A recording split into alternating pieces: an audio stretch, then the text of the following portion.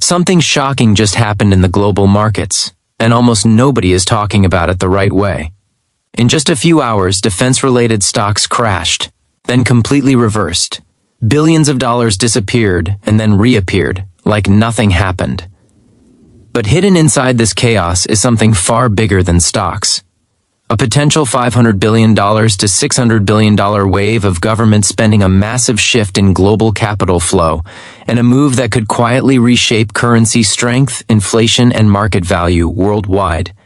Most retail investors are looking at the headlines and getting confused. Smart money is already positioning.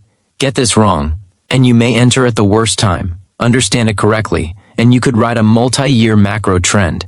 Today on Market Value, I'll break this down in simple language. What actually happened, why markets reacted violently, where the money is likely to flow, and how this affects currencies, inflation, and long-term market value. Let's begin. What actually happened recently, a political statement triggered panic selling in major defense-related companies. Markets hate uncertainty, and uncertainty arrived fast. Within hours, investors dumped shares, market value dropped by billions, volatility exploded, but then, something unusual happened. Just hours later, the same political leadership signaled a huge increase in future military spending, pushing potential defense budgets toward $1.5 trillion annually. That's not a small change. That's a $500 billion difference compared to current spending levels. And markets instantly changed their mind. Stocks recovered, prices surged, volatility flipped into optimism. This sudden reversal tells us something important. Markets don't care about emotions. Markets care about money flow. Why $500 billion changes everything? Let's put this number into perspective. Current military spending sits around $900 billion to $1 trillion. Adding $500 billion means a 50 to 65% increase. That level of spending does three major things: injects liquidity into the economy, strengthens certain sectors, while weakening others, directly impacts currency value.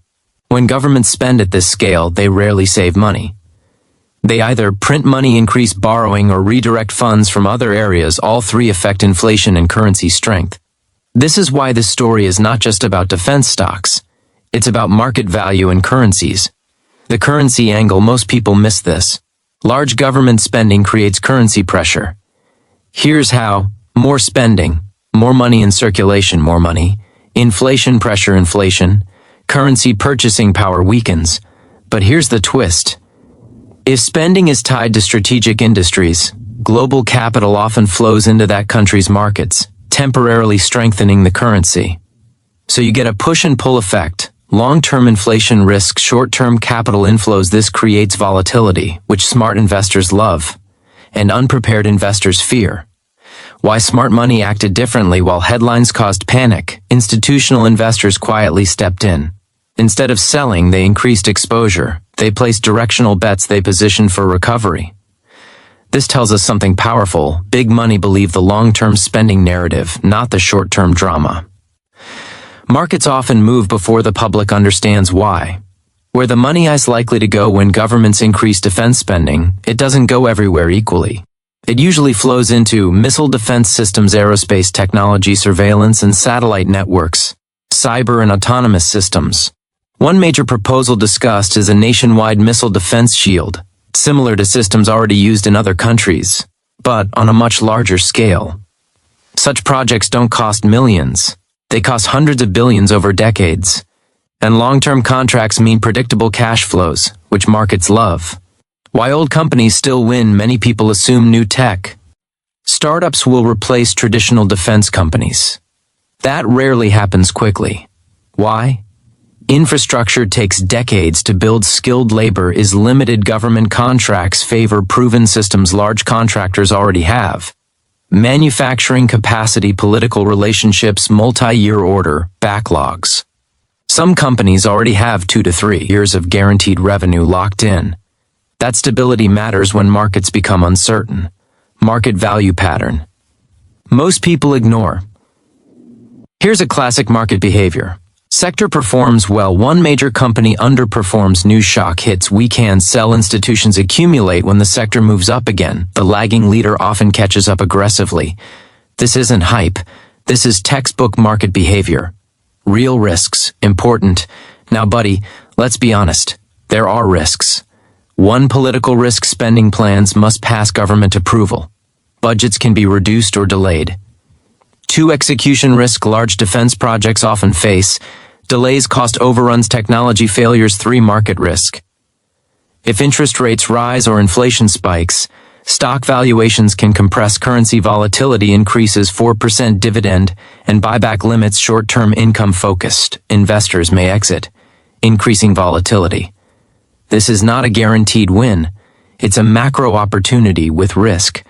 How smart investors think about this: they don't ask, will this stock double next week?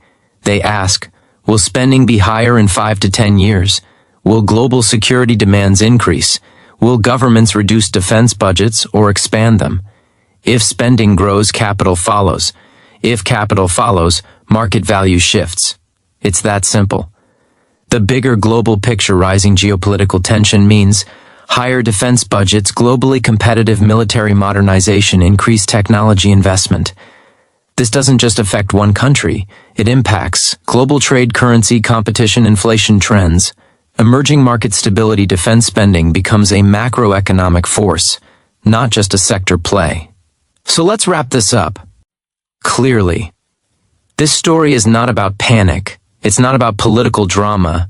It's about a potential $500 plus billion liquidity wave, shifts in capital allocation, long-term effects on market value and currencies, whether you invest or not. Understanding where money flows gives you an edge. Because markets don't move on opinions, they move on capital. If you believe global military spending will be higher in the future, this trend matters.